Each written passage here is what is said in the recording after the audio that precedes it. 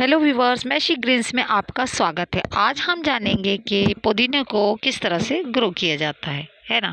यहाँ हम जानेंगे कि पुदीने के लिए हमें अगर ग्रो करना है तो किस तरह के पॉट की ज़रूरत होती है और हमें इसके लिए कौन सी सॉइल यूज़ करना चाहिए। साथ ही साथ हम यहाँ ये भी जानेंगे कि इसके लिए हमें कितना पानी देना चाहिए, पुदीने के प्लांट को कितनी सनलाइट मिलना चाहिए।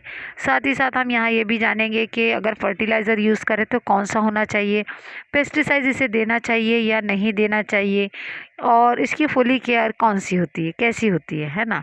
ये सारी बातें हम खुलकर करेंगे। लेकिन उससे पहले अगर आपने हमारे चैनल मैशी ग्रीन्स को सब्सक्राइब नहीं किया है तो फ्रेंड्स प्लीज़ मेरे चैनल मैशी ग्रीन्स को सब्सक्राइब कर दीजिए, है ना। तो चलिए वीडियो को शुरू करते हैं। देखिए, सबसे पहले बात करते हैं कि इसको किस तरह से लगाया जाता है। तो पुदीने को सीड्स और कटिंग दोनों तरह से हम उगा सकते हैं। इसको ग्रो करने का सबसे बेस्ट टाइम होता है फरवरी और मार्च। वैसे तो ये पेरिनियल प्लांट है, यानी कि साल भर ये फलता फूलता रहता है, लेकिन जब ये फुल अपनी ग्रोथ पर होता है तो ये सबसे इसका बेस्ट टाइम होता है समर का, गर्मी का सीज़न में। ठंडी के मौसम में क्या होता है कि थोड़ा सा सिकुड़ जाता है और कम ग्रोथ इसकी हो जाती है ना। अब बात करते हैं इसके पॉट की। तो इसके लिए हम किसी भी तरह का छोटा सा पॉट यूज़ कर सकते हैं, कैरी यूज़ कर सकते हैं, जैसे आपकी मर्ज़ी हो आप उस तरह का पॉट में ये लगा सकते हैं। देखो मेरे पास इस पॉट में भी है और यहाँ भी लगा हुआ है ना। पुदीने के प्लांट को आप कटिंग से भी लगा सकते हैं और सीड्स से भी। लेकिन अगर हम सीड्स से लगाएं तो वो क्या होता है फ्रेंड्स कि उसका बहुत ही स्लो प्रोसेस होता है। लेकिन ईजीएस्ट वे बस यही होता है कि हम इसे कटिंग से लगा दें। कटिंग से लगाने से पहले हमें क्या करना है कि जब हम कटिंग में लगाना चाहते हैं तो उसमें रूटिंग हार्मोन पाउडर ज़रूर लगा दें। मार्केट वाला लगाएं या फिर अगर आपके पास रूटिंग हार्मोन पाउडर नहीं है तो दालचीनी, जिसे हम सिन्नामन पाउडर कहते हैं, उसमें ये थोड़ा सा लगा दें लास्ट के टिप पे और उसे मिट्टी में बस ऐसे ही लगा दें, है ना। आप किसी भी तरह का पुदीना यूज़ कर सकते हो, जो मार्केट वाला जिसे हम घर में खाते हैं उस पुदीने को भी आप यूज़ कर सकते हैं, या चाहे तो आप नर्सरी से एक रेडीमेड प्लांट भी लेकर ला सकते हैं। रेडीमेड जो प्लांट लेकर आते हैं वो बहुत ही अच्छा से ग्रो हो जाता है। ये जो मैंने प्लांट आप जो देख रहे हैं ये मेरे हाथ का ही लगाया हुआ है। तो और हमने बस जो घर के आते देखिए आपके ऊपर की कटिंग, जब ये बहुत अच्छा ग्रो हो गया था तो मैंने इसके ऊपर की कटिंग काट दी हूँ। और ये देखिए आप ऊपर के टिप्स जो है इसके कटे हुए दिख रहे हैं और बस इसको ऐसे ही छोड़ दियो। और इस साइड वाला जो छोटे वाला प्लांट जो आप देख रहे हैं अभी जो आपको दिखेगा, ये तो मेरे हाथ का ही है पुराना। ये देखिए अभी बहुत ही कम ग्रोथ हो रही है क्योंकि सर्दी का मौसम आ गया है और इसमें बहुत ही कम इसकी होती है। एक तरह से इसकी ग्रोथ रुक सी जाती है ना। अब बात करते हैं कि इसके लिए सॉइल किस तरह से यूज़ करें। तो आप देख रहे हैं ये इसकी सॉइल कैसी है, एकदम वेल ड्रेन्ड सॉइल है। इसके लिए बेस्ट पोटिंग सॉइल बनाने के लिए हमने इसमें 50% गार्डन सॉइल डाला है, 40% हमने इसमें वर्मी कंपोस्ट डाला है और 10% हमने रिवर सैंड डाला है। किसी भी तरह की कंपोस्ट इसमें ज़रूर मिलाना चाहिए क्योंकि कंपोस्ट जो है वो मॉइस्चर को पकड़ कर रखती है, रिटेन करती है, और मॉइस्चर इस पौधे को बहुत ही पसंद होता है। बहुत से लोगों की कंप्लेंट होती है कि उनका पौधा जो है बहुत अच्छी तरह से नहीं ग्रो हो पाता क्योंकि वहाँ मॉइस्चर की थोड़ी कमी होती है ना।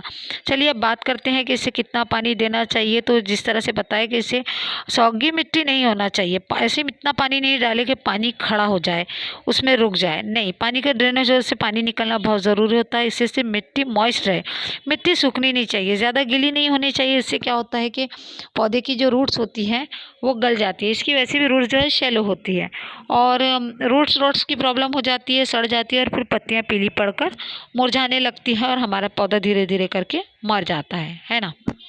ये देखिए ये एक पुदीना है जो मार्केट में रेडीमेड मिलता है, जो हम खाने में सब्जी वाले से लेते हैं। बस इसी तरह का एक खड़ा सा हमें पुदीने की एक ब्रांच लेना है इतनी, और फिर आप चाहे उसे 4 इंची में या 6 इंची में, जितनी बड़ी आपके पास ब्रांच हो उसको लेना है। और फिर क्या करना है कि उसके पत्ते हमें, नीचे के जो 2-3 पत्ते हैं वो हमें अलग कर देना है। और देखिए जो लास्ट का जो टिप रहता है, हाँ, इस टिप में हमें सिनेमन पाउडर या फिर आपके पास अगर रूटिंग हार्मोन पाउडर है वो लगा लेना है इसमें। और फिर कुछ छोटा सा ऐसा एक गड्ढा करके उसमें हमें हल्का सा इसे ऐसे इस तरह से, ये देखिए दिख रहे हैं ना, हाँ, बस इस तरह से आपको इसमें लगा देना है। ऐसा करने से क्या होता है कि रूटिंग हार्मोन अगर पाउडर लगाए तो बहुत जल्दी ग्रोथ करता है और पकड़ लेता है। अभी तो विंटर का सीज़न है इसलिए इसकी थोड़ा सा लगने में इसे थोड़ा सा टाइम लग जाएगा, है ना। हमें सिर्फ ये ध्यान रखना है कि जब भी हम मिट्टी से इसकी सॉइल बनाएं तो उसके ऊपर एक लेयर वर्मी कंपोस्ट की या कॉर्डन कंपोस्ट की ज़रूर डाल दें, क्योंकि ये मिट्टी को रिटेन करके रखेगा और अच्छी न्यूट्रिशंस भी देता रहेगा। नर्सरी से अगर हम ख़रीद कर लेकर आते थे, एक छोटी सी थैली में हमें मिलता है। अब हमें क्या करना है कि अगर हम इसे क्यारी में लगा रहे हैं, अगर हम इसको इसमें लगा दें गमले में तो फिर कोई प्रॉब्लम की बात नहीं है। लेकिन क्या है फ्रेंड्स कि अगर हम इसे क्यारी में लगा रहे हैं तो हमें क्या करना है कि हमें एक छोटे से डब्बे में इसे ऐसे पैक करके लगाना चाहिए, क्योंकि अगर आप इसे डायरेक्ट अगर क्यारी में ज़मीन में लगा देंगे तो बहुत तेज़ी से फैल जाता है। इतना वैगरसली फैलता है कि ये दूसरी जो प्लांट होते हैं उनकी जड़ों में भी घुस जाता है, क्योंकि इसके जो रनर्स होते हैं ना वो ज़मीन के अंदर नीचे की तरफ अंदर ही अंदर स्टेम्स इसके हॉरिजॉन्टल शेप में बढ़ते रहते हैं और इतने तेज़ी से फैलता है और बारीक बारीक इसके प्लांट्स फैलते जाते हैं, है ना। अब बात करते हैं इसे सनलाइट कितनी मिलना चाहिए। तो देखिए, अगर आप नॉर्मल वेदर वाले इसमें रहते हैं तो ये किसी भी तरह की सनलाइट को बर्दाश्त कर लेता है। लेकिन अगर आप बहुत हैवी है, जहाँ जैसे हम महाराष्ट्र में रहते हैं यहाँ ज़्यादा होती है, तो आप इसे कवर्ड वाली जगह पर रखें। और अगर आप बहुत ही ज़्यादा कूल वाली जगह पर रहते हैं तो क्या करना है कि आपको इसको जो है थोड़ा सा ढक कर रखें, कवर करिए, ऐसी जगह रखें, इंडोर में रखें, जहाँ सर्दियों में इसे इंडोर में रखें जहाँ रोशनी से मिलती रहे। और एक बात और करना है कि समय समय पर इसकी ऊपर की डंडी जो है वो पिंच करके तोड़ते रहना है। बार बार ऐसा 8 से 10 दिन में तोड़ते रहें, इससे जो है नई नई ब्रांचेज निकलेंगी और इसकी जो पुरानी पत्तियाँ होती हैं वो बहुत बड़ी बड़ी होती हैं, उनमें उतनी खुशबू नहीं होती जितनी नई नई छोटी छोटी पत्तियों में होती हैं। और इसे ब्राइट सनलाइट में रखें, सुबह की धूप इसे बहुत पसंद होती है, 1-2 घंटे की हल्की सी धूप या शाम की ठंडी सी धूप में ये ब्राइट लाइट में इनडायरेक्ट सनलाइट में अच्छे से फलता रहता है ना।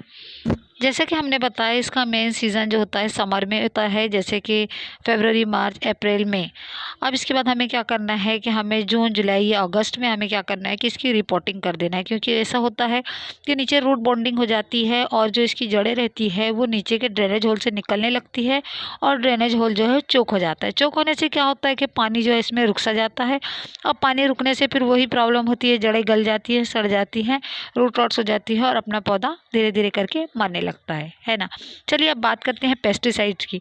तो वैसे तो इसके ऊपर कोई ख़ास पेस्ट का अटैक नहीं होता, लेकिन कभी कभी इसमें फंगस लगने का ख़तरा बना रहता है। इसके लिए हमें क्या करना है कि हमें नीम ऑयल का स्प्रे करना है। सोल्यूबल नीम ऑयल मार्केट में आराम से मिल जाता है। आपको क्या करना है कि 1 लीटर पानी लेना है, उसमें हमें 10 ml या 2 टीस्पून हमें सोल्यूबल नीम ऑयल डालना है, उसका स्प्रे करना है और बस ऐसा हमें हर 15 से 20 दिन में एक बार कर लेना है।